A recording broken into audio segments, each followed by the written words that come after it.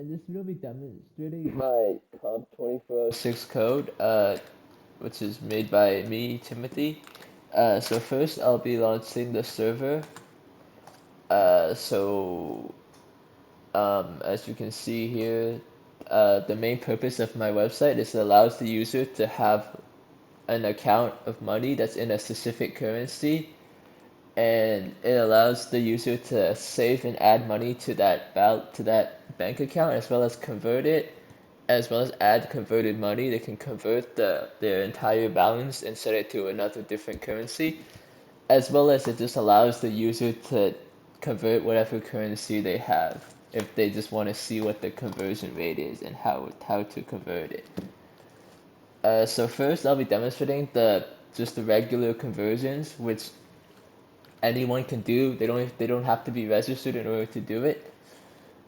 Uh, so um, so first, in order to test that, I'll go enter some money, and then we'll just say that it's in. Then you can pick from this list that has a large amount of currencies. So say they have it in this North Korean currency, and then they want to convert it to US dollars. They can just set this up and then click convert, and then you can see here that this is what the conversion rate is and how much it would be in US dollar, USD. And then and then if the user is registered, they can then choose to save it into their account. But right now we're not registered, so we can't do that. And then we get this error. And the same goes for the check balance, not to convert, and the save. They can't save as well if they don't have the thing. They cannot convert their balance if not registered. So now we'll go. Now we'll go make a username. Uh, so we'll just have a username, and then we'll just give them a password. So now they'll so say that they're successfully registered, and now they'll be able to save. So whenever a new user registers, um, they cannot uh their their bank account has $0 and their currency is not set yet. So when they press the save button for the first time, that will decide what currency their bank account is in. So say this person's bank account is in Canadian dollars. We'll just give them a random value, and then we'll click save. You can see here that it'll show that they added this much money to their account. And then when you do check balance, you can see here that they have this much money in their account. And then if they want to add more Canadian dollars.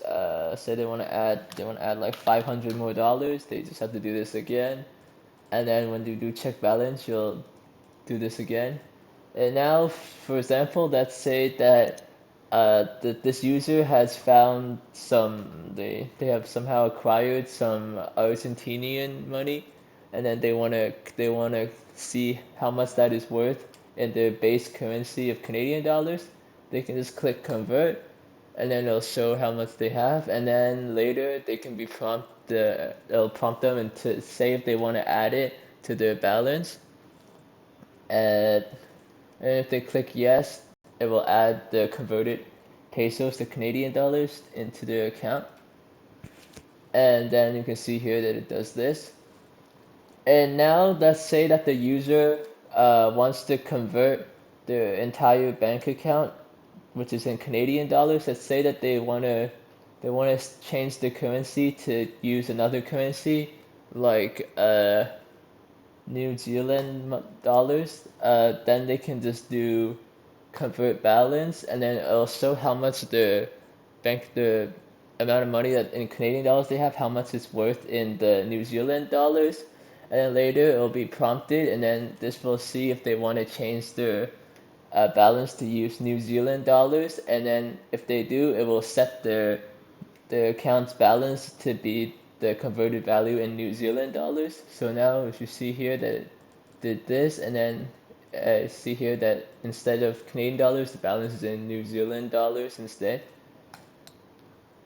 Um, yeah, and the user can also log in if they're already registered. So if I have this registered user, this is one that I made already, they can sign in. It'll let them successfully sign in.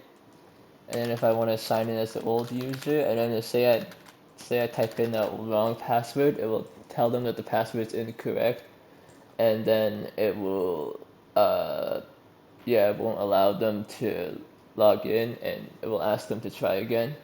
So yeah, those are the main features of my website. So now I'll be demonstrating the next part, which is the thing that the only admins can access, which is the seeing the users.